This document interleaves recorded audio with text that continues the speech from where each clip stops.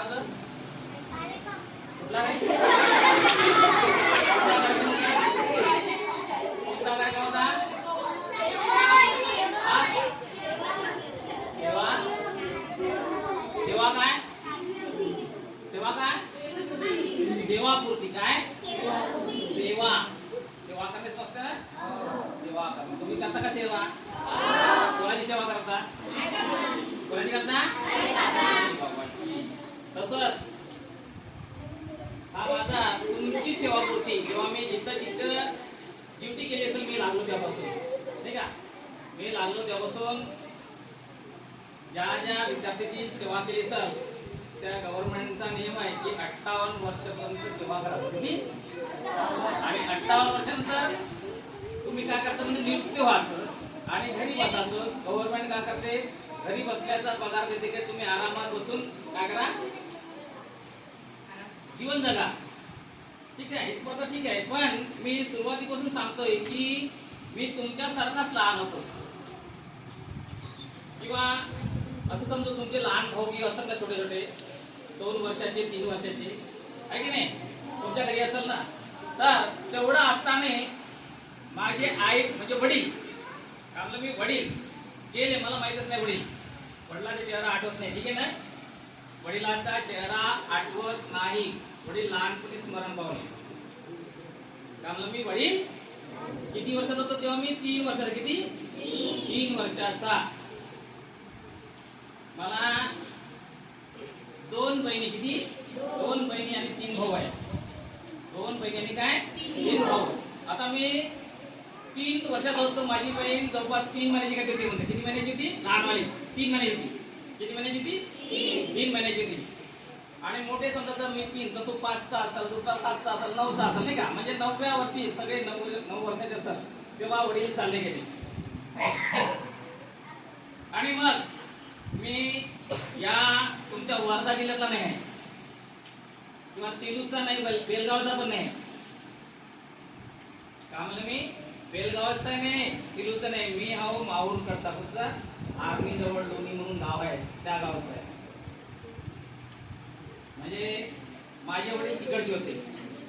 पण झालं काय की वडील जेव्हा गेले तेव्हा सहारा भेटला नाही कोणाचाच. वडिलाच्या नातेवाईक जे असते पण काका मोठे वडील असते ना, यांनी कुणाचा सहारा नाही भेटला. आत्या किती असते तेव्हा. मग आईने काय केलं की माझे मामा होते नाशिक मध्ये राहतात. कुठं राहते? नाशिक. आणि आजी आजोबा इथे बेलगाव मध्ये राहत होते. आईची आई काय, आईचे आई वडील. आईकडे पण आम्ही ज्यावेळेस तिथं राहत होतो बेलगाव मध्ये, तर आईच्या 2 बहिणी होत्या. किती? आईच्या 2 बहिणी, एक लहान भाऊ. आणि आम्ही माझे 3 भाऊ. किती? 3 भाऊ. अरे एक भाऊ आणि 2 बहिणी रिमांड होम मध्ये होत्या. कुठे? रिमांड होम मध्ये शिकल्या. कुठे? रिमांड होम समजते का? रिमांड होम समजते का? जे बदमाशपणा करते, चोरी करते, अशा लोकांना तुमच्यासारखे पोरं असेल ना तर ते सुधारले पाहिजे म्हणून ते रिमांड होम मध्ये टाकते. बदमाश पोरं नव्हतं पण माझे भाऊ काही बदमाश नव्हते. लक्षात ठेवायचं, बहीण बदमाश नव्हती, चोरी करणारी नव्हती. पण परिस्थिती होती की शिकण्यासाठी पैसे पाहिजे होते. शिकण्यासाठी पाहिजे होते. काय पाहिजे होते? ते पैसे नव्हते. ते पैसे नव्हते शिकायसाठी. म्हणजे आम्ही शिक्षणच घेऊ शकत नव्हतो, एवढी आमची हलकी होती. शाळेत जाऊ शकत नव्हतं एवढं. मग मामाने काय केलं, कुणाच्या तरी ओळखीनं, मामाची ओळखी, कोणाची? मामाची. त्यानं ओळखीनं रिमांड होम मध्ये नंबर लावला ते शिकले पाहिजे म्हणून. का म्हणलं मी रिमांड होम मध्ये कोणाला टाकते? रिमांड होम मध्ये कोणाला टाकताय? बदमाश लोकाले. त्यालाच ऍडमिशन भेटते. लक्षात ठेवायचं. तुम्ही किती म्हणलं की जातो तुम्हाला भेटणार नाही. पण मामाने ओळखीनं ते रिमांड होम मध्ये ऍडमिशन केली. आणि अशा प्रकारे ते 3 जण रिमांड होम मध्ये शिकले. नंतर आम्ही 3 जण राहिलेले. 2 जण, एक मी आणि माझा एक मोठा भाऊ होता. तर आम्ही लहानपणापासून तुमच्यापेक्षा लहान असत, तुमच्यापेक्षा लहान. का म्हणलं मी तुमच्यापेक्षा लहान. 3रा वर्ग. किती? 3ऱ्या वर्गातला कोण आहे तर उभा हा 3ऱ्या वर्गातला. ठीक आहे ना, हा 3ऱ्या वर्गातला. मी समजा याच्यापेक्षा 2 वर्षांनी मोठा असेल कदाचित. तर तेव्हापासून मी कामाला जात होतो. ₹1.25 रोज, ₹1.25 रोज. किती? ₹1.25 रोजाना जायचं. पाखरं हाकलायला जायचं, निंदन करायला जायचं, गाई राखायला जायचं. काय? गाई राखायला जायचं. विटा वाच्या, विटा माहिती ना, विटा बनवायच्या मातीच्या, त्या डोक्यावर वाहून न्यायच्या. निंदन. त्याच्यानंतर पहाटे एवढंच असताना मी नागराला जात होतो. नागराची आबू धकलाली पहाटे 4 वाजता. किती वाजता? 4 वाजता. तुम्ही म्हणाल 4 वाजता तर दिवसच नाही निघत. निघते का दिवस? मग मी 4 वाजता का जातो नागरासाठी? तेव्हा चंद्राचा उजेड झाला. चंद्राचा उजेड चांदण्याला तुमचा बरोबर. चंद्राच्या रात्रीमध्ये उजेड आपल्या नागरा जात होतो. नागराला 4 वाजता जायचं आणि 6 वाजता सकाळची न्याहारी. 6 वाजता सकाळची काय? न्याहारी. तुम्ही जाता का आता? जाता का? नाही जात पण मी जात होतो. आणि मी सगळे कामं केले. केळीचे घडव आले, कापसाचे देसते ना ते जीन होता इथं, जीन सेलूचा जीन. त्याच्यामध्ये 40 किलोचा कापूस भरायचा. किती? 40 किलोचा कापूस. तो भरून तो सुद्धा वाहला मी 40 किलोचा डाला घेऊन. आणि ते एवढं का दरवाजा राहता, धक्का देऊन ते अंदर जा लागत होतं. धक्का देऊन अंदर जा लागत होतं. आणि असं करून मी काय केलंय, 2 वर्ष म्हणजे 3रीतून मी शाळा सोडली. किती वर्ष? 3रीतून शाळा सोडली. कारण पैशाची होती. आई इकडे तिकडे फिरवायची, कधी त्या गावले, कधी त्या गावले, कधी त्या गावले. त्यामुळे मी गावोगाव फिरत होतो. कसं? गावोगावी फिरत होतो आणि काम केलं. आणि नंतर मग पुन्हा जेव्हा कदाचित कंडिशन चांगली झाली असेल, पुन्हा शाळेत आलो. पुन्हा शाळेत आलो. खाले नव्हतं भेटत. लक्षात ठेवतं, खाले भेटत नव्हतं. लोक पेरायचे ना शेतामध्ये, ते दाणे आम्ही वेचून आणायचे. बिया औषध लावला जात होतं ना, औषध लावून गेलो होते लोक. ते दाणे वेचून आणायचे, त्याला धुवून खात होतो. एवढंच नाही, तेव्हा खळं राहत होतं. काय होतं? खळं. जमिनीमध्ये खळं करायचे आणि धान्य टाकून ते असं काय बैल फिरू हे करायचे ना. तर खळ्यातलं धान्य काढल्याच्या फटीमध्ये धान्य घुसत होतं, ते सुद्धा उकरून काढायला आपण.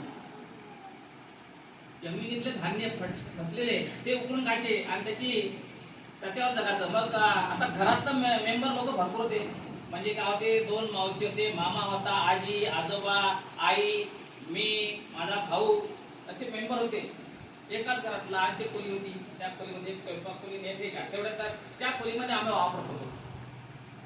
आणि मग एवढ्या लोकांसाठी काय करायचं, मग अनास राहत नव्हतं म्हणून ते पीठ काढलं. पीठ माहिती आहे ना, कणिक कोणतं पण किंवा ज्वारीचं पीठ. त्या पीठामध्ये पाणी टाकायचं. काय टाकायचं? पाणी टाकायचं. त्याचा घाटा करायचा. काय करायचा? घाटा, पतला पतला घाटा. आणि तो घाटा खायचा. तसं करून आम्ही काय झालं, जगलेलं आहे. आणि मग पुस्तकं तर कधी भेटत नव्हते आम्हाला. पुस्तकं नव्हती भेटत. तुम्हाला पुस्तकं तरी भेटते. तुम्हाला पुस्तक भेटते फुकटमध्ये, आम्हाला पुस्तक नव्हते भेटत. वया नव्हत्या भेटत. वया सुद्धा भेटत नव्हत्या. आता मग आम्ही काय, जुन्या पुराण्या वया होत्या, त्या कोरे पानं काढायचे. ते पानं फाडून त्याचा पंच करून ते बाइंडिंग होतं वसिलोमध्ये, बाइंडिंग शिवून द्यायचे. ते काय करायचे? शिवून द्यायचे. त्याच्या वया, त्याचे नळबुक बनायचे. कारण नळबुक बनवत होतो. तुम्ही धरता ना वहीचे पानं टर फाडता. आम्हाला पानं नव्हतं भेटत. आम्हाला कपडे नव्हते भेटत. कपडे घालासाठी कपडे पण नव्हते भेटत. खासाठी नव्हते भेटत. शिकासाठी पुस्तकं नव्हते. आणि माझ्याजवळ शेवटपर्यंत मी प्रत्येक वर्गात जरी असेल ते एकच नोटबुक वापरतो. किती? एक नोटबुक. सगळे विषय एकाच नोटबुकात. सगळे विषय एकाच नोटबुकात. आणि वर्गात मी सर्वात शेवटी बसायचो. कुठं? सर्वात शेवटी बसत होतो. पण वर्गात नंबर 1 किंवा 2 राहत होतो. त्यामुळे मी नंबर पहिला किंवा दुसरा राहतात, शेवटी बसू नये. कसं काय? कसा नंबर येत होता? अरे शेवटी बसून नंबर कसा येते? कसा येते? बोला. अभ्यास केल्याने नाही. जेव्हा सर शिकवते तेव्हा तिथून लक्ष ठेवायचं. सर जेव्हा शिकवते ना लक्ष ठेवायचं आहे सर काय शिकवते आणि समजलं नाही तर पटकन उभं राहायचं तर सर डबल सांगा. सर काय करा डबल सांगा. समजलं नाही मी तसं घाईस करा सरलं का सरले घाईस करतो तो समजलं नाही सांगा. मागच्याला समजलं म्हणजे समोरच्याला समजलं. काय म्हणलं मी मागचा विद्यार्थ्याला समजलं समोर त्याला बरोबर समजते ना. मी सरले घाईस करत होतो सर डबल सांगा डबल सांगा असं करून मी मागच्याचा पण फायदा करून देतो. पण आपण तुमचं मात्र वेगळंच आहे की सर जेव्हा शिकवते तर गडबड करतात लक्ष ठेवत नाही. लक्ष ठेवत नाही. वर्गात जर तुम्ही लक्ष ठेवलं ना तुम्हाला घर जाऊन आधी अभ्यास करायची आवश्यकता नाही राहत. लक्ष ठेवायचं आणि खूप सारा कचरा करायचा अभ्यास करायचा आवश्यकता ऐकून करा. मोजकाच अभ्यास करायचा. बंद गंत करत बसायचं जमते का पुस्तकातले नाही. मोजकेच करायचे काही आवश्यकता नाही. ठराविक गंत आले तुम्ही पूर्ण झाले तरफेच. तर असं मी लक्ष ठेवायचं. त्यामुळे मी माझ्याजवळ एकच नोटबुक होतं त्याच्यात सगळे विषय राहत होते. मी घरी जाऊन ते चाळायचं. काय करायचं सरनं काय सांगितलं सरने काय सांगितलं ना आपण लिहिलेलं चुकलं की बरोबर आहे. त्यामुळे आपण लिहिलं की ते बरोबर आहे की चुकलं ते चाळून पाहायचं. आणि कदाचित सरनं सांगितलं पण नाही समजलं. त्यामुळे मी सरनं सांगितलं पण नाही समजलं मग आपल्या पद्धतीने अभ्यास करायचा. मग हे कसं आलं उत्तर कसं आलं सरनं सांगितलेलं उत्तर कसं आलं आपण स्फोट पाहतो वेगवेगळ्या टाईपने. त्यामुळे मी पुस्तकातून पाहून केलं जरूरत नाही आपल्या मतानं पण करता आलं पाहिजे. आणि तेवढे आपल्या जिद्द असली पाहिजे की मी करू शकतो. मी करू शकतो. नाही सांगितलं सगळं ठीक आहे ना मी करू शकतो. तेवढं आपल्या टॅलेंट ठेवायचं आहे. आणि मी जेव्हा शाळेत शिकत होतो मी जिल्हा परिषद शाळेमध्ये शिकलो. कोणत्या सेलूची जिल्हा परिषद नदीच्या काठावरची. आणि मी जे सांगितलं की पहिला दुसरा नंबर सांगतोय तिथं रेकॉर्ड असेल तर तिथला रेकॉर्ड पाहून घ्यायचा. तुम्हाला वेळ भेटला असेल तर त्या शाळेचा रेकॉर्ड असेल तर. 4वी पर्यंत मी जिल्हा परिषद शाळेत शिकलो आणि 5वी ते 10वी पर्यंत यशवंत मध्ये शिकलो. कुठे यशवंत शाळेत तुम्ही जाता तिथे सरली जेवण माझं खाली असेल तर तिथे माहिती आहे का एक चंदेल सर होते. का ते चंदेल विजयसिंह चंदेल. काय म्हणते विजयसिंह सिंहासारखे होते. कसे ते दाढी होती हा मोठे मोठे होते. परीक्षा झाली होती. काय म्हणते परीक्षा झाली होती. त्याचा निकाल पेपर तपासले सरनी आणि नाव विचारलं हे हा पेपर कोणाचा होय. हा पेपर मी उभं झालो म्हणलं आता सर आपल्याला झोडपते धरून. आता सर काय करते झोडपते. पेपर पाहिले त्यांनी कोणाचा होय उभं केलं ये म्हणे इकडे उभं केलं बेंचवर. कुठं उभं केलं बेंचवर उभं केलं. सांगितलं याले म्हणे आपल्या शाळेत वर्गात सर्वात जास्त मार्क आहे. कशामुळे झालंय आपण जे अभ्यास करतो तर आपलं कौतुक कधी कधी असं पण होते. म्हणून सरची भीती बाळगायची नाही. विचारत राहायचं. ठीक आहे. काय सांगितलं आम्ही अभ्यास करायचा मेहनत करायची. काय करायची मेहनत करायची आणि चिकाटीनं अभ्यास करायचा आणि आपला नंबर कसा येईल ते पाहत राहायचं. अजून मी एक सांगतो की आमच्या इथे एक कुंभारे सर होते गणित शिकवायचे. काय शिकवायचे गणित शिकवायचे कुंभारे सर. त्याचा गुण असा होता की ते फक्त फळ्याकडेच पाहिजे. कुठे पोरं काय करते तिकडे लक्ष नव्हतं. त्याचं एकच म्हणणं होतं मी शिकवतो तुम्हाला ऐकायचं असेल ऐका. तुम्हाला ऐकायचं असेल तर ऐका. जा असेल तर जा पण वर्गात गडबड करायची नाही. वर्गामध्ये गडबड करायची तुम्हाला शिकायचं आहे मग मी शिकवतो ते शिका. ठीक आहे. म्हणून मन लावून शिका. काय करा मन लावून शिका. सर काय सांगते ते पास जा. अजून एक पिसे सर होते ते मॅथ शिकवायचे गणित. ते तसं वर्गात फळ्यावर नेलं की तिथं झोडपण सुरू करून द्यायचं. तर सोडून दाखव कसं आलं सोडून दाखव. कवडूची पिसे कोणते फळ्यावर सोडायचे प्रत्येकांचा का झोडपू करून. तर याप्रमाणे यशवंत शाळा आहे. त्याच्यानंतर तुम्हाला सांगितलं मी की माझ्याजवळ कपडे नव्हते. केस कपाले पैसे नव्हते राहत कटिंग करायसाठी पण नंबर मात्र होता. मी यशवंत मधून पास झालो. डिप्चर मध्ये गेलो. पुढे गेलो डिप्चर मध्ये गेलो. तर त्या दीक्षेचे मुख्याध्यापक आणि यशवंतचे मुख्याध्यापक याच्यामध्ये दोघांमध्ये कुजबूज चालायचं की हा विद्यार्थी कसा आहे, हा कुठं आहे, काय ते कानोसा घ्यायचे कुठं आहे म्हणून. म्हणजे असं आपल्यात गुण असले पाहिजे की मुख्याध्यापक कुठल्या शाळेत जाऊ तर त्याने आपली विचारपूस केली पाहिजे. ठीक आहे ना.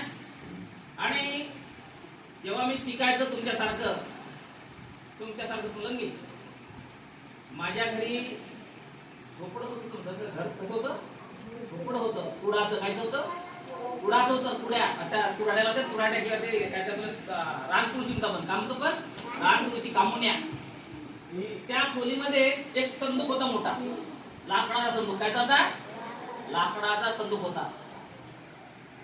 आणि माझे मामा मावशी किंवा आजोबा जे शिकले असेल ते सगळे पुस्तक त्या संदूकात. कुठे? संदूकामध्ये होते. कुठे ते संदूकात. संदूकातले बंदे पुस्तक मी वाचून काढले होते. MA BA चे पुस्तक तुमच्यासारखं असताना वाचले मी. त्यामुळे मी तुमच्यासारखा असताना मी MA चे पुस्तक वाचले. कोणते? MA चे पुस्तक वाचून टाकले होते.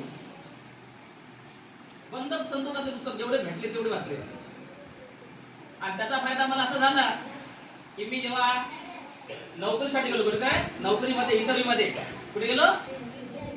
नोकरी अशी लागत नाही. लक्षात ठेवा. नोकरी लागते का अशी? नाही. नोकरीमध्ये पहिले परीक्षा होते. का होते? परीक्षा होते. परीक्षेत पास झाल्यानंतर इंटरव्ह्यू घेते. तर त्या इंटरव्ह्यू मध्ये मी गेलो. त्यांनी मला प्रश्न विचारला होते की हार्वर्डचा सिद्धांत सांगा म्हणे. हार्वर्डचा सिद्धांत सांगा. म्हणलं हार्वर्डचा. मी कोणता वर्ग शिकलो होतो? 10वा. कोणता? 10वा. आणि 10वा आणि बीएड झालं होतं. काय? 10वा आणि त्यानं प्रश्न विचारला बीएडचा. कोणता? बीएडचा प्रश्न विचारला होता. कोणता प्रश्न विचारला होता? म्हणजे तो मी शिकलोच नाही तो, पण मी वाचलो होतं. काय सांगतो? मी वाचलो होतं. तर तेव्हा त्यानं सांगितलं मी की तुम्हाला मी बीएड मध्ये जो आहे पंचपद इथे सांगतो. तुमची अपॉइंटमेंट ज्याच्यावर आहे डीएड वाला आहे ना, मी डीएडचं सांगतो ना. नाही म्हणे तेच पाहिजे म्हणे. मग त्याला मी चॅलेंज केलं होतं.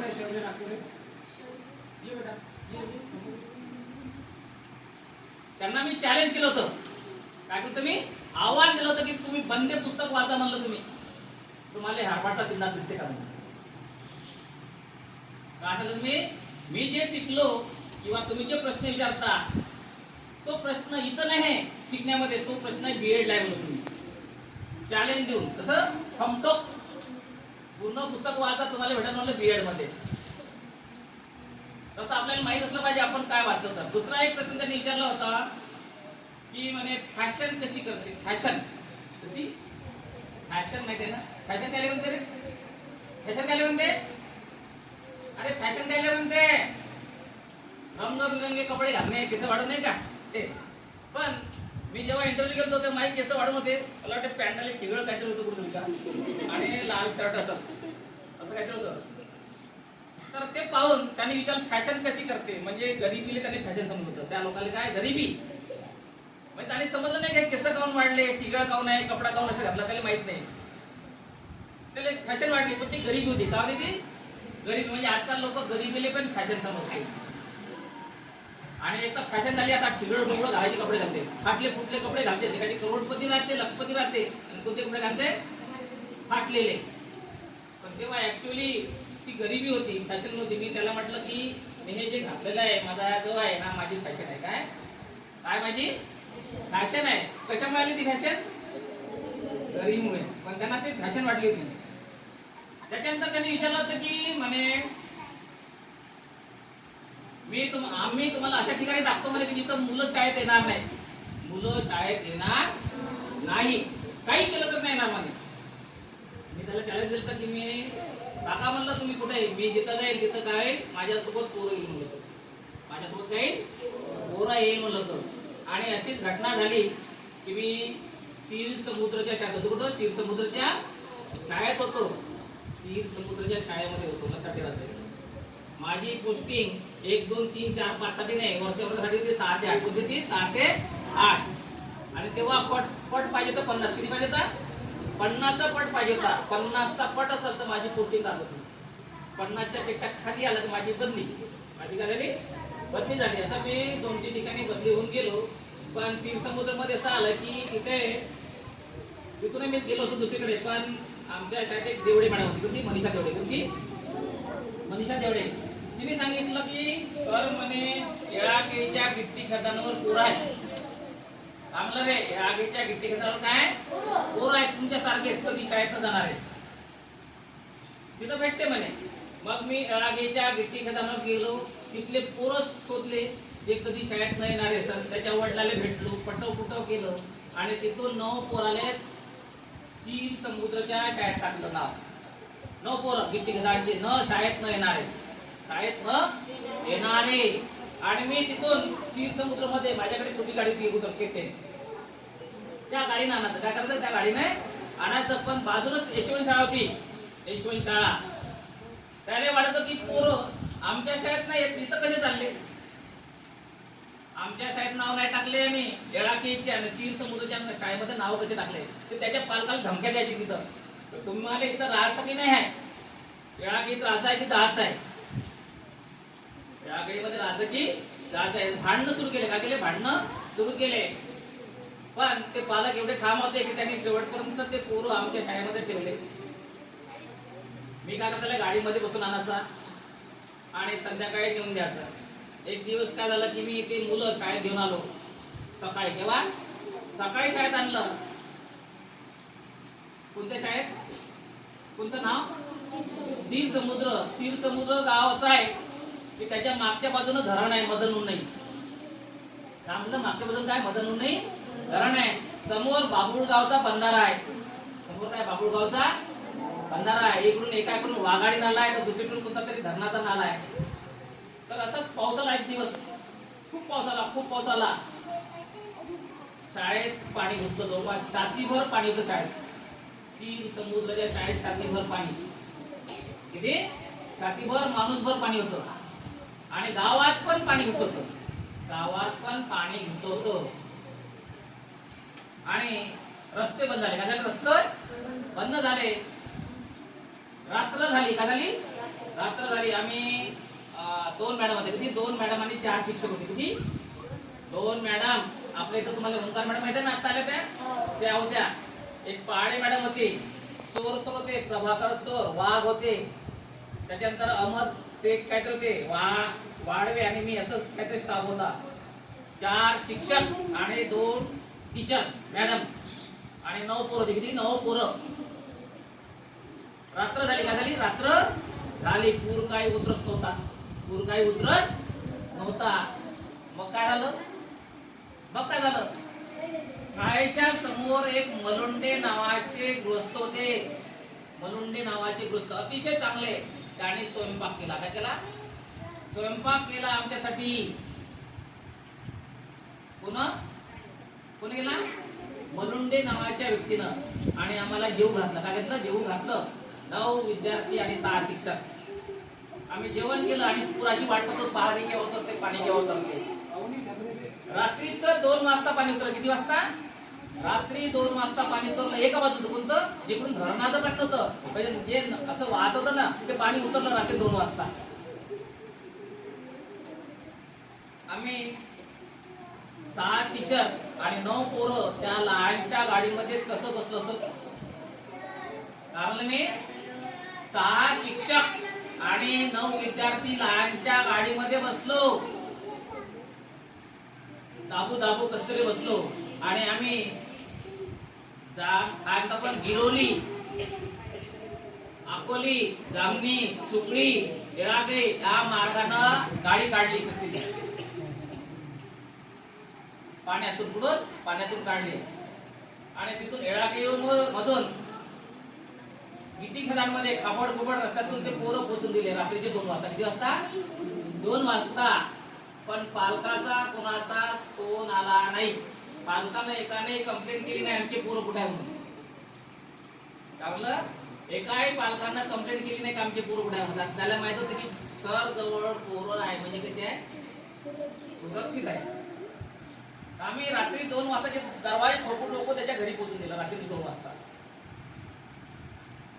तर एवढा पालकाचा विश्वास असला पाहिजे.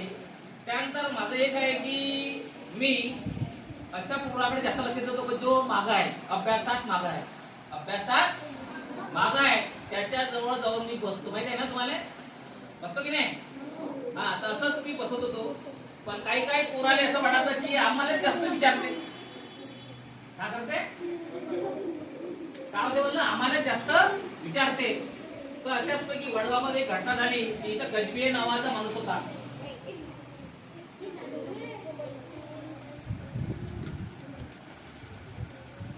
गजबिये नावाचा माणूस, त्याला वाटलं की माझ्या पोरालाच कोण विचारते, त्रास देते.